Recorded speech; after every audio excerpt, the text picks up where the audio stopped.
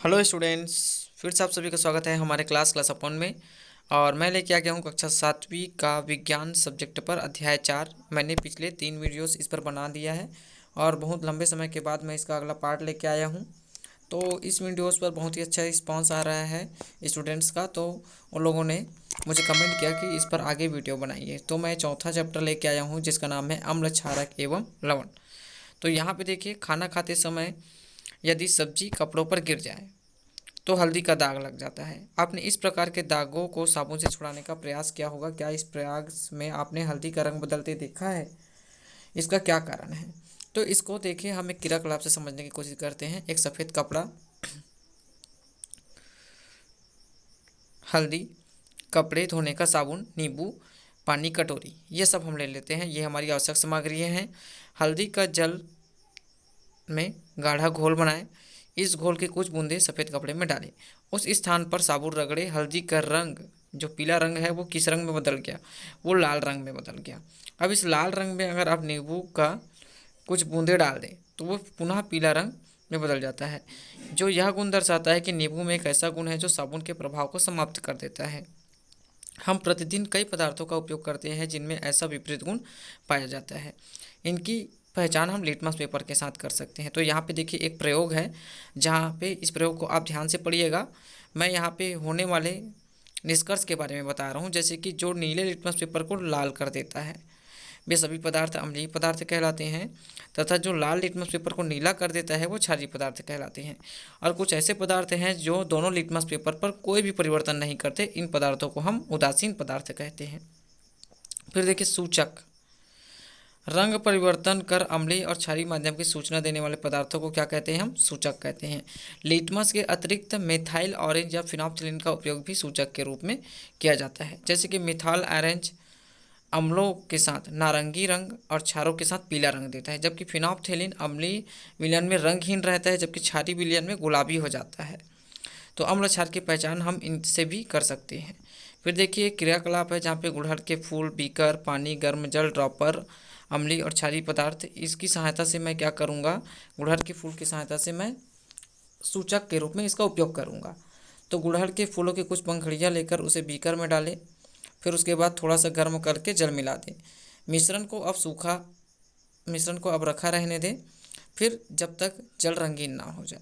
रंगीन जल का उपयोग हम सूचक के रूप में कर सकते हैं। इसमें सूचक की 5 बूंदें डालिए और प्रत्येक विलयन में डालें।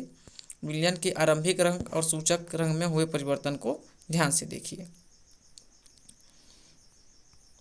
तो देखिए, इस पर क्या प्रभाव पड़ता है? गुड़हल के पुष्प का सूचक अम्लीय विलयन को गहरा गुलाबी, क्षारीय विलयन को हरा तथा अलग अलग रंगीन फूलों के निष्कर्ष इस पर आप यहाँ पे दोहराते जाइए। ठीक है। इसके बाद देखिए अगला, अम्ल क्या है? अम्ल शब्द का उद्भव लैटिस भाषा के एसिडस से हुआ है, जिसका अर्थ खट्टा होता है। इसका हिंदी रूपांतरण अम्ल है। नींबू, संतरा, आंवला, इमली, कच्चा आम इत्यादि में अम्लों के कारण खट्टे होते हैं। चींटी के काटने से होने वाले जलन का अनुभव आपने किया होगा। यह जलन फार्मिक अम्ल के कारण होता है, जिसे चींटी काटे गए स्थान पर छोड़ती है। ऐसे अम्ल जो प्राणियों और वनस्पतियों में प्राकृतिक रूप से पाए जाते हैं, इन्हें क्या कहते हैं? हम प्राकृतिक अम्ल कहते हैं। ये मैंने पूरा अंडरलाइन किया हुआ है, हाईलाइट किया हुआ है। ये क्वेश्चंस के आंसर भी हैं, तो आगे मैं क्वेश्चन के आंसर को भी एक्सप्लेन करूँगा चैप्टर खत्म होने के बाद। तो देखिए, किस किस स्रोत में क्या क्या अम्ल हमको मिलता है। जैसे कि संतरा और नींबू में हमको साइट्रिक अम्ल मिलता है, सेब में मैलिक अम्ल, चींटी मधुमक्खी में फार्मिक अम्ल, फटा दूध और दही में लैक्टिक अम्ल, सिरका में एसिटिक अम्ल, चाय में टैनिक अम्ल, इमली और में टार्टरिक अम्ल, टमाटर में ऑक्जेलिक अम्ल इस तरीके से प्राप्त होता है। अब देखिए, हम भूमि से प्राप्त खनिजों से भी अम्ल को प्राप्त कर सकते हैं, जैसे हाइड्रोक्लोरिक अम्ल, सल्फ्यूरिक अम्ल और नाइट्रिक अम्ल। इन्हें हम खनिज अम्ल कहते हैं। ठीक है, खनिजों से प्राप्त अम्ल है। खनिज अम्ल भी स्वाद में खट्टे होते हैं और इन्हें अपने शिक्षक के बिना निर्देश के ना छुएं, क्योंकि ये बहुत हानिकारक होते हैं। यदि शुद्ध अम्ल में अत्यधिक मात्रा में पानी मिला हो तो इन्हें तनु अम्ल कहते हैं। यदि शुद्ध अम्ल में पानी की मात्रा कम हो तो सांद्र अम्ल कहते हैं। जब कभी भी पीतल कांसा के बर्तन में कोई खट्टी वस्तु अधिक समय तक रखी जाती है तो उस बर्तन की दीवार पर हरापन आ जाता है। पीतल या कांसे में उपस्थित तांबा अम्ल से क्रिया कर नीला हरा यौगिक बनाते हैं। इस क्रिया को रोकने के लिए पीतल के बर्तनों पर टीन की रांगा या कलाई की जाती है। कलाई की यह परत बर्तन को अम्ल से संक्षारित होने से बचाती है। ठीक है। फिर देखिए, आपने देखा होगा कि लोहा, चांदी इत्यादि धातु से बनी सतह नर्म हवा के संपर्क में आने पर मलिन पड़ जाती है। इसे संक्षारण कहते हैं। मलिन मतलब मैल जैसा काला काला रंग का हमको दिखाई देने लगता है। तो लोहे पे जंग लगना भी इसी का उदाहरण है। जैसे कि लोहा ऑक्सीजन, कार्बन डाइऑक्साइड और जल के साथ क्या करता है, आयरन ऑक्साइड बनाता है, यानी कि जल के साथ ये एक जंग बना लेता है नमी में, वायुमंडलीय नमी की वजह से। तो इसको दूर करने के लिए हम लोग पेंट वगैरह, ग्रीस वगैरह चढ़ाना, है ना, धातु की परत चढ़ाना, ये सब कार्य करते हैं। फिर देखिए, एक और सामग्री है जहाँ पे आवश्यक सामग्री, एक क्रियाकलाप है जहाँ पे हम लेंगे तनु हाइड्रोक्लोरिक अम्ल, दानेदार जिंक, माचिस, परख नली। तो मैं परख नली में 1/4 भाग तनु हाइड्रोक्लोरिक अम्ल लेकर उसमें दानेदार जिंक डालूंगा। फलस्वरूप वहाँ पे गैस बढ़ने लगेगा। परख नली के मुंह से निकलने वाले गैस के मार्ग में जलती हुई माचिस की तीली ले जाते हैं। तो आपने देखा होगा कि वो नीली लौ के साथ जलने लगता है और पाप की आवाज़ आने लगती है। ये जो गैस निकलता है दानेदार जिंक को जब मैं हाइड्रोक्लोरिक अम्ल में डालता हूँ, तो वो गैस हाइड्रोजन गैस होता है। वो नीली लौ के साथ जलता है, साथ ही साथ आवाज़ करने लगता है। तो इसके बाद देखिए क्रियाकलाप 5, जहाँ पे संगमरमर का चूरा, तनु हाइड्रोक्लोरिक अम्ल, ये आप ध्यान से देखिएगा। यहाँ पे देखिए, मैं तनु हाइड्रोक्लोरिक अम्ल लूँगा, परख नली में संगमरमर का चूरा डालूंगा, तो बुदाहट के साथ एक गैस निकलेगा और हल्की सी आवाज़ आने लगेगी। तो इसका उपयोग हम लोग ना अम्ल के इस गुण का जो उपयोग है हम लोग अग्निशामक यंत्र में करते हैं। तो देखिए, अम्ल के उपयोग, सल्फ्यूरिक अम्ल का उपयोग उर्वरक जैसे कि ammonium sulphate, phosphate, car battery में बैटरी अम्ल के रूप में अग्निशामक यंत्र में किया जाता है। हाइड्रोक्लोरिक अम्ल का उपयोग नमक के शुद्धिकरण में, चीनी, मिट्टी के बर्तन, टाइल्स की सफाई करने में होता है। नाइट्रिक अम्ल का उपयोग उर्वरक जैसे कि अमोनियम नाइट्रेट, सुनार, सोने चांदी के गहनों की सफाई के लिए इसका उपयोग करता है।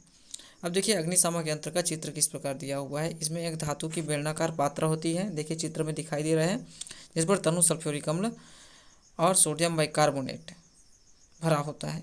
बोतल में एक घुंडी लगी होती है। आग लगने पर अग्निशामक यंत्र की घुंडी को किसी कठोर सतह पर पटकने से अंदर वाली गैस की बोतल टूट जाती है, जिससे सल्फ्यूरिक अम्ल बेलनाकार पात्र से सोडियम बाइकार्बोनेट के साथ क्रिया करके कार्बन डाइऑक्साइड बनाता है। यह कार्बन डाइऑक्साइड आग बुझाने में सहायता करता है। इस तरीके से देखिए, NaSCO3 भरा होता है, H2SO4 भरा होता है। जब हम इसको ठोकर लगाते हैं या फिर पटकते हैं, तो जो ये बोतल है वो अंदर का वो टूटता है और अभिक्रिया होने लगता है, और जिससे Na2SO4 यानी कि सोडियम सल्फेट, पानी और कार्बन डाइऑक्साइड बनता है। फिर देखिए, यहाँ पे इसके क्वेश्चन के उदाहरण है कि तीन खनिज अम्लों के नाम। तो देखिए, यहाँ पे मैंने पेज नंबर डाल दिया है, आप जाके वहाँ से इसके आंसर्स लिख सकते हैं। फिर क्षारक, क्षारक शब्द का उद्भव अरबी में एल्कली से हुआ है, जिसका अर्थ है राख। राख के रासायनिक गुण क्षारीय होते हैं। थोड़ी मात्रा में चूने का पानी लेकर 2 उंगलियों के बीच रगड़े, आपको एक चिकनाहट महसूस होगी। यह क्रिया साबुन के पानी, गुड़हल की पीसी पत्ती तथा कपड़े धोने के सोडे के साथ दोहराएं, आपको पता चल जाएगा कि क्षार क्या है। वे सभी पदार्थ जो ऐसे क्षारक जो जल में विलय होते हैं क्षार कहलाते हैं। यहाँ पे देखिए, मैग्नीशियम का फीता, एक क्रियाकलाप 6 दिया है जहाँ पे आवश्यक सामग्री है मैग्नीशियम का फीता, गर्म करने का साधन, परख नली, चिमटी, जल, लाल और नीला लिटमस पेपर। तो यहाँ पे देखिए, मैग्नीशियम के फीते का छोटा टुकड़ा लें, चिमटी की सहायता से पकड़कर जलाएं, इससे बनी सफ़ेद राख को एकत्रित करें और जल में अल्प मात्रा में घोलें। प्राप्त विलयन को स्पर्श करके देखें तथा नीले लिटमस पेपर पर भी कुछ बूंदे डाल के देखिए। तो यहाँ पे होता क्या है, जब मैग्नीशियम को हम जलाते हैं तो मैग्नीशियम ऑक्साइड बनता है। मैग्नीशियम का ऑक्साइड जल में विलय होकर मैग्नीशियम हाइड्रोक्साइड बनाता है। इसी प्रकार सोडियम तथा पोटेशियम के ऑक्साइड जल में विलय होकर सोडियम हाइड्रोक्साइड बनाते हैं। पोटेशियम हाइड्रोक्साइड KOH बनाते हैं। ये सभी क्षार हैं। स्पर्श करने पर चिकने लगते हैं तथा लाल लिटमस पेपर को ये नीला कर देता है। ठीक है। तो क्षारों के उपयोग में है साबुन, दवाई, कागज, विरंजक, चूर्ण आदि में। भूमि और पानी की अम्लता को कम करने में भी इसका उपयोग करते हैं। फिर यहाँ पे देखिए, कुछ क्वेश्चन के उदाहरण दिए हुए हैं जिसके आंसर्स मैंने लिख दिए हैं, साथ ही साथ मैंने पेज नंबर भी डाला हुआ है, अब ध्यान से देख लीजिएगा। फिर देखिए परख नली, सोडियम हाइड्रोक्साइड, हाइड्रोक्लोरिक अम्ल, फिनोल्फथालीन ड्रॉपर। तो यहाँ पे देखिए क्रियाकलाप 7 है जहाँ पे हम जानेंगे उदासीनीकरण। तो देखिए क्या होता है, जब अम्ल और क्षार आपस में क्रिया करके लवण और क्या बना लेता है, क्षार बना लेता है। देखिए यहाँ पे अच्छे से समझते हैं कि क्षार, अम्ल मिलाए जाने पर क्षार का क्षारीय गुण समाप्त हो जाता है, क्षार का विलयन मिलाए जाने पर अम्ल का अम्लीय गुण समाप्त हो जाता है और एक लवण बनता है। इस प्रकार ये क्या करता है, एक दूसरे के प्रभाव को उदासीन कर देता है और अम्ल और क्षार की इस परस्पर अभिक्रिया को उदासीनीकरण कहते हैं। जैसे चींटी काटने पर वो फार्मिक अम्ल छोड़ता है, तेजी से हमको क्या होने लगती है, जलन होने लगती है। उस जगह पर मैं कपड़े धोने का साबुन या सोडा लगा दूँ तो तुरंत जलन से राहत मिल जाता है। ठीक है, तो इस तरीके से है। पौधों की अच्छी वृद्धि के लिए भूमि का उदासीन होना आवश्यक है, किंतु भूमि में अम्लीय होने पर भूसा चूना डालकर उदासीन किया जाता है। यदि मृदा क्षारीय हो तो उसमें जैव पदार्थ मिलाए जाते हैं। जैव पदार्थ मृदा में अम्ल मुक्त कर उसकी प्रकृति को उदासीन कर देती है। प्रायः लोग पेट की अम्लता की शिकायत करते हैं, जिसको एसिडिटी कहते हैं, आपने सुना ही होगा। वस्तुतः हमारे पेट में हाइड्रोक्लोरिक अम्ल बहुत तनु विलयन होता है, जो खाए जाने वाले भोजन को पचाने में सहायक होते हैं। जब इस पेट में अम्ल की मात्रा कम हो जाती है तो पाचन की समस्या हो जाती है, परंतु अधिक हो जाती है तो खट्टी डकारें आने लगती है, जिसे एसिडिटी कहते हैं। इसके उपचार हेतु अम्लता को कम किया जाता है, जिसके लिए दूधिया तथा इसी प्रकार के अन्य क्षारीय यौगिकों की गोलियां या विलयन आदि का उपयोग किया जाता है। आप जान गए होंगे कि इन गोलियों को प्रति अम्ल क्यों कहते हैं।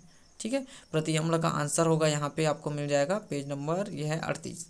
लवण, उदासीनीकरण की क्रिया में अम्ल और क्षार के मिलने से पानी और एक नया पदार्थ बनता है, जिस पदार्थ को ही हम लवण कहते हैं। जैसे कि देखो NaOH क्षार है, HCl अम्ल है, दोनों के बीच अभिक्रिया होगा तो सोडियम क्लोराइड NaCl बनेगा और H2O बनेगा। तो ये अभिक्रिया जो है उदासीनीकरण की अभिक्रिया है और बनने वाला पदार्थ लवण तथा पानी है। ठीक है, फिर यहाँ पे एक क्रियाकलाप दिया होगा जहाँ पे देख लीजिए, यहाँ पे हमको लवण को समझना है। तो देखिए वह लवण जो नीले लिटमस पेपर को लाल कर दे अम्लीय लवण, तथा वह जो लाल लिटमस पेपर को नीला कर दे क्षारीय लवण कहलाता है। और कुछ लवण लाल और नीले लिटमस पेपर पर कोई प्रभाव नहीं डालता है, इसे क्या कहते हैं, उदासीन लवण कहते हैं। फिर उपयोग है, देखिए सामान्य लवण नमक का उपयोग खाद्य पदार्थ का रूप में करते हैं। कपड़े धोने के सोडा यानी कि सोडियम कार्बोनेट या कपड़ा धोने का काम आता है। खाने का सोडा या केक सोडा वाटर शीतल पेय पदार्थ पेट की अम्लता को दूर करने का काम आता है। फिर देखिए यहाँ पे है, हमारे शरीर में कई प्रकार के लवणों की आवश्यकता होती है। यह अधिकांशतः calcium, magnesium, iron, sodium, potassium, chloride, iodide, sulphate, bicarbonate तथा फास्फेट होते हैं। पसीना आने पर इनमें कुछ लवण शरीर से निकल जाते हैं, इसी कारण पसीना नमकीन होता है।